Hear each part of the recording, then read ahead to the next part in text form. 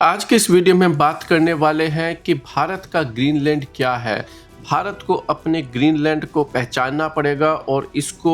Acquire करने के लिए भारत को अभी से प्रिपरेशन स्टार्ट कर देनी चाहिए। भारत ने इसको समझने के अंदर बहुत ज़्यादा टाइम लगा दिया है। अब हमें लगता है कि वो टाइम आ चुका है जहाँ पर भारत को अपने इस ग्रीनलैंड को एक्वायर करना चाहिए।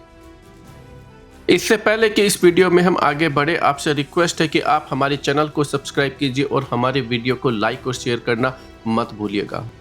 डोनाल्ड ट्रंप जब से अमेरिका के दूसरी बार प्रेसिडेंट बने हैं, तब से वो लगातार ग्रीनलैंड को एनेक्स करने की बात कह रहे हैं और वो ये कहते हैं कि उनको ग्रीनलैंड चाहिए अपनी कंट्री की सेफ्टी के लिए और इसके लिए वो किसी मिलिट्री एक्शन को करने की भी संभावना को इनकार नहीं कर रहे हैं। अगर हम रशिया की बात करते हैं तो उन्होंने 2014 के अंदर क्रीमिया को यूक्रेन से छीन लिया था और अब 2022 से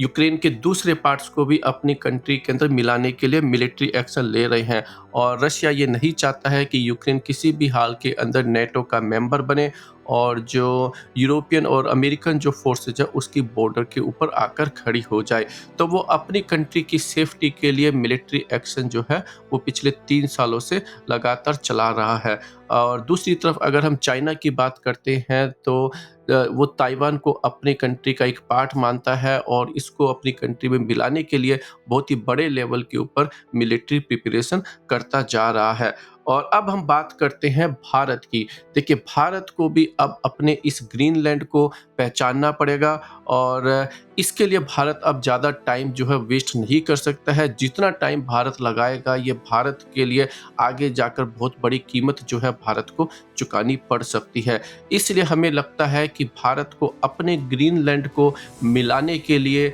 भारत के अंदर अभी से ही वॉर लेवल के ऊपर मिलिट्री प्रिपरेशन कर देनी चाहिए और अब समझने की कोशिश करते हैं कि वो ग्रीनलैंड कौन सा पार्ट है। आइए इसके बारे में थोड़ा सा डिटेल में डिस्कशन कर लेते हैं और अब बात करते हैं कि वो भारत के लिए कौन सा ऐसा पार्ट है जो कि ग्रीनलैंड भारत के लिए हो सकता है। आप अपनी स्क्रीन के ऊपर एक रेड सर्कल देख रहे हैं जिसको कि हम चिकन नेक एरिया के नाम से जानते हैं और ये जो एरिया है दोस्तों भारत का एरिया है। ये नेपाल, भूटान और बांग्लादेश के बीच में से एक छोटा सा एक रास्ता निकलता है और इसकी जो डिस्टेंस है वो लगभग 22 किलोमीटर के आसपास बताई जाती है। तो आप देख सकते हैं कि इस पर्टिकुलर एरिया में भारत की 4 बॉर्डर लगती है, नेपाल, भूटान, बांग्लादेश और चाइना के साथ में। और क्योंकि ये इतना छोटा सा एरिया है कि अगर अगर भारत के इस एरिया के ऊपर अटैक करता है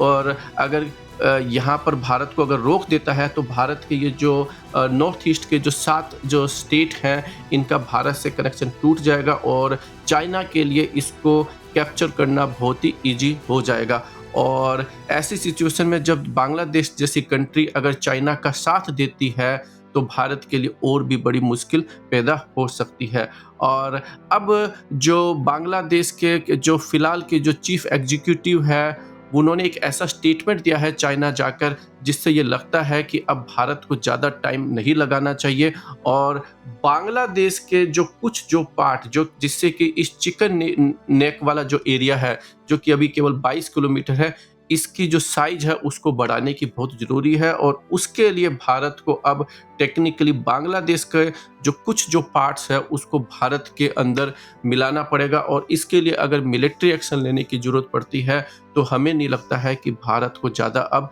सोचना चाहिए। आइए सबसे पहले जो बांग्लादेश के फिलहाल जो चीफ एग्जीक्यूटिव है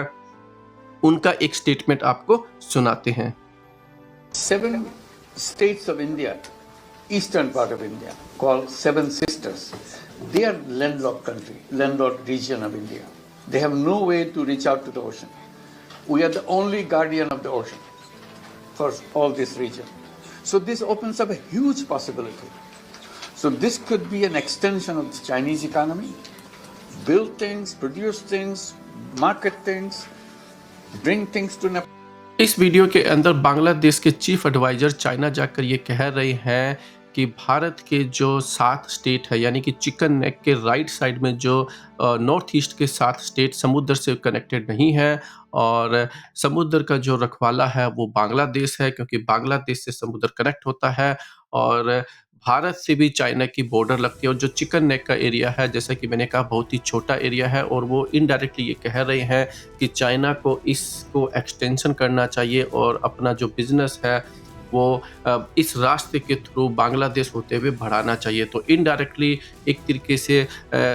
चाइना को ये इनवाइट कर रहे हैं कि आप भारत के इस एरिया को टेक्निकली आप कैप्चर कर सकते हैं और उसमें ये भी एक तरीके से मान लिया जा सकता है कि वो बांग्लादेश इसमें चाइना की हेल्प करेगा।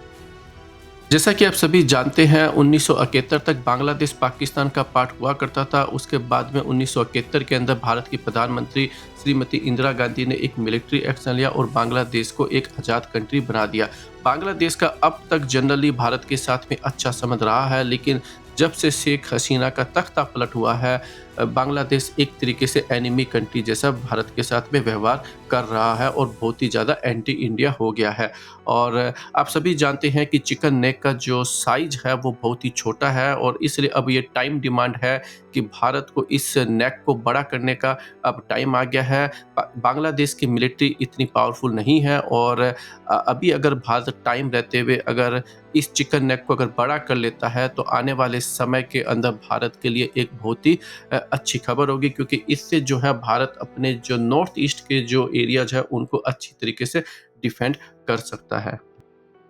इसके अलावा अगर आप देखते हैं तो जो भी बड़ी कंट्रीज होती है जैसे कि अमेरिका या फिर रशिया अपने पड़ोस के अंदर किसी भी दूसरी मिलिट्री पावर को नहीं देख सकते हैं। भारत के पास में ऑलरेडी दो पावरफुल कंट्रीज पाकिस्तान और चाइना है जिनकी मिलिट्रीज काफ़ी स्ट्रॉन्ग है और अब हमें नहीं लगता है कि भारत को बांग्लादेश को मिलिट्रीली स्ट्रॉन्ग होना चाहिए और भारत जो है इसके ऊपर एक मिलिट्री एक्शन लेके और इसकी जो मिलिट्री जो कैपेसिटी है उसको बिल्कुल ही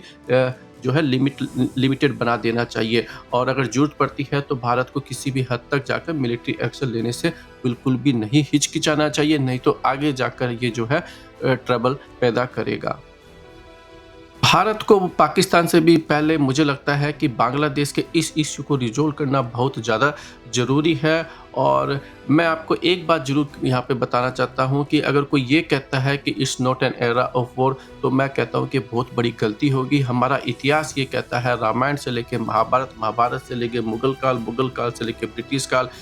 वॉर हमेशा होते हुए आए हैं, वॉर होते रहेंगे। इसलिए अपनी जो मिलिट्री प्रिपरेशन है उसको वॉर फुटिंग पे रखना चाहिए और अब वो टाइम आ चुका है जहां पर भारत को अपने ग्रीनलैंड को पहचानने की ज़रूरत है और उनको कैप्चर करने की ज़रूरत है। और आज के इस वीडियो में दोस्तों इतना ही। आप बताइए आपको ये वीडियो कैसा लगा। आप हमारे चैनल को सब्सक्राइब कीजिए और हमारे वीडियो को लाइक और शेयर करना मत भूलिएगा।